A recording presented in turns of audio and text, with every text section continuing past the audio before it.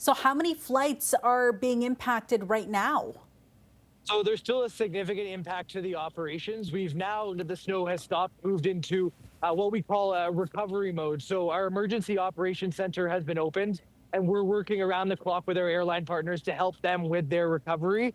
But that takes time, especially because while the snow stopped here, the system is moving towards parts of Atlantic Canada and in the U.S. as well. They had a significant impact to their operation.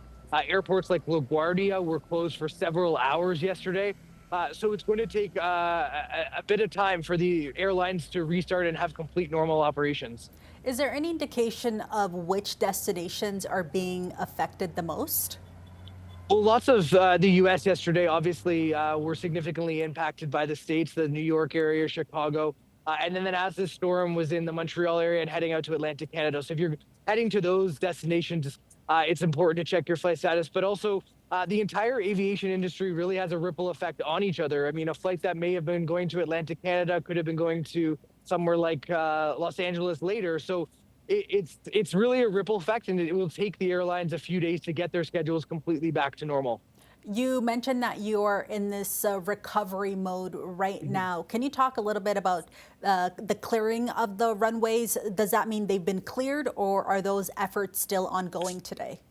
Yeah, okay. So I'll step out of the way to sort of explain what's happening. So for the last 24 hours, snow clearing teams have been out clearing taxiways, runways, aprons, prioritizing obviously the active runways, active taxiways. Earlier this morning, last night as well, this was what is in front of us right now is a massive pile of snow, and that's been continuously pushed into this big melter over here. And so we've been melting snow in real time because we need to make sure that we can get rid of actually some of the snow so that we can use the gates, get planes back onto the gates and get people moving. But I mean, with the snowstorm that we saw about 2 weeks ago, and then the storm that we saw yesterday, it's a significant amount of snow.